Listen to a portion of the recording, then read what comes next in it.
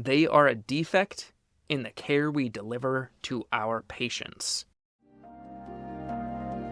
This is Stepping Up Healthcare. Your host is Tack, and the mission is simple.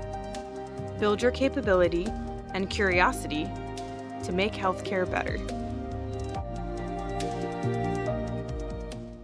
Welcome back to the show. This is Stepping Up Healthcare. I am Tack. So I've been thinking a lot about defects recently. They're one of the 8 wastes in our downtime acronym, the D to be specific. As I'm reflecting on them, as I'm moving through work, I realize that they show up everywhere, and we aren't really good at identifying them. We've either normalized them or just don't see them anymore. The textbook definition of a defect is anything done incorrectly that requires correction. A good way of gauging if something is a defect is if the word rework is associated with it. They end up being these simple tasks that end up turning into these mini side quests that you might find in a video game. Quick examples might be weight that it's entered into the EMR in pounds rather than kilograms, or a vital sign machine that just all of a sudden is having an existential crisis as soon as you need it. Now, before we go any further, I want to stress that defects and all of these wastes are almost always revealing of process gaps, not personal failures. It's the process that's failing us, not the person. Defects can feel small and really more of a nuisance rather than anything, but it's the quantity of them that you encounter. How many do you think you come across on a daily basis or on a shiftly basis? I bet it's higher than you realize. Why does it matter? So let's talk about 4 reasons why it matters. First one is rework.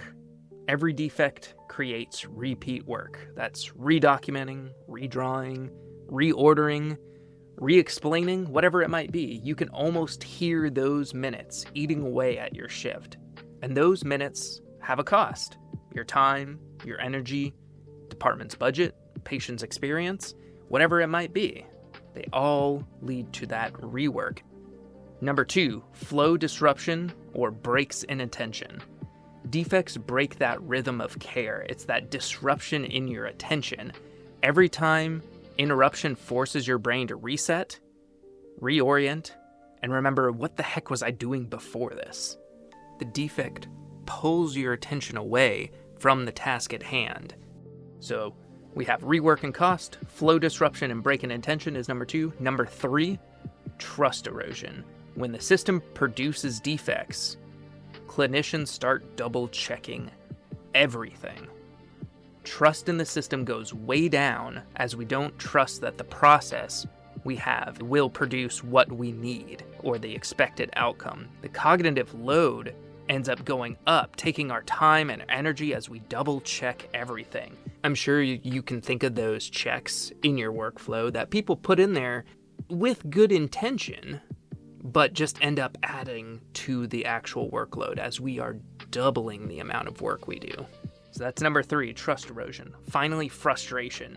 It's that I'm feeling behind before I've even begun my shift feeling, or I'm not being set up for success, or just that staff burnout. If we want to burn our staff out, rework and having to do our work over and over again just to produce the result that we need is the quickest way to burn out staff. Not only are we just spending time on things that seemingly don't matter or should work the first time, we also are putting attention and resources into something that should work that first time, should be able to produce the outcome.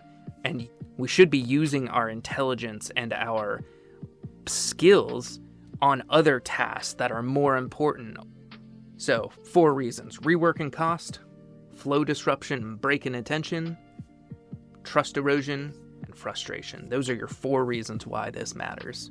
So think about the ideal state where everything we need during a shift was complete and correct the first time.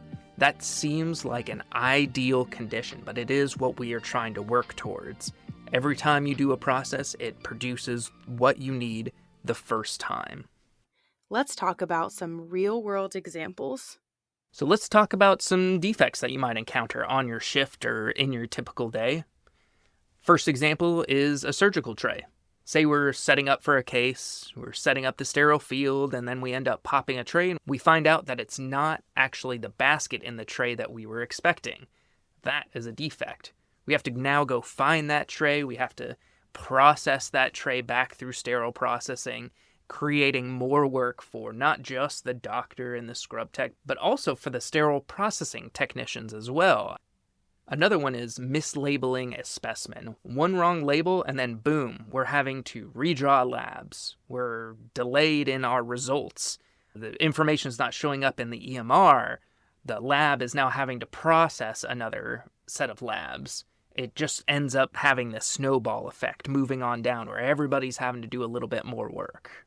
And lastly, one of the biggest ones is patient harm. A harm is a defect in the care we deliver. Full stop. Doesn't matter if it's CAUTI, CLABSI, fall, SSI.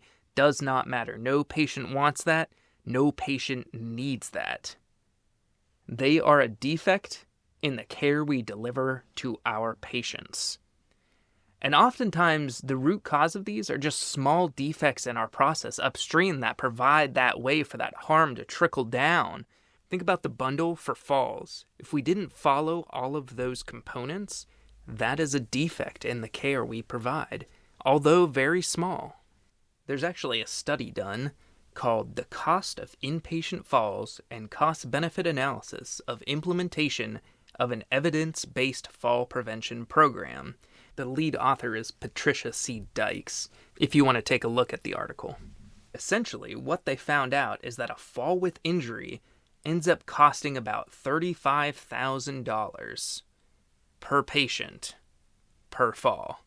That's $35,000 of excess care that is not needed, that can be cut out, complete waste, because a patient fell. And the same is true with all the other harms. A dollar amount can be associated with that harm.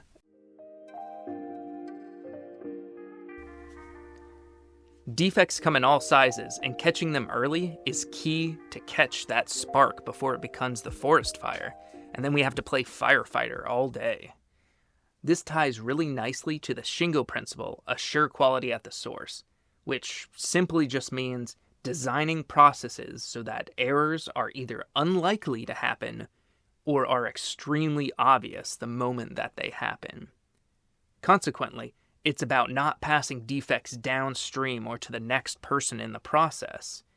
In healthcare language, this looks like checking identifiers before drawing the specimen, catching tray issues as they're being assembled, not in the OR. It's about building reliable processes that can't produce defects and don't have a chance to duplicate or ripple into other processes or be passed on to the next person or even be passed on to our patients, thinking about patient harms again.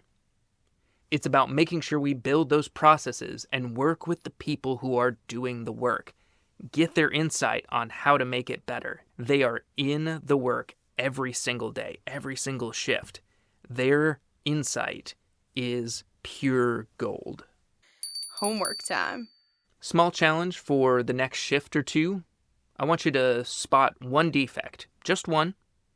Ask yourself the questions: where does something consistently not go as expected? Where do you see yourself doing a lot of rework? We'll get into solving these in future episodes when we talk about problem solving, but just for now, I want you to notice. No judgment, no pressure, just notice what are some processes that just aren't producing what we need. Well, that's all I've got for you. This has been Stepping Up Healthcare. I'm Tack. You're appreciated.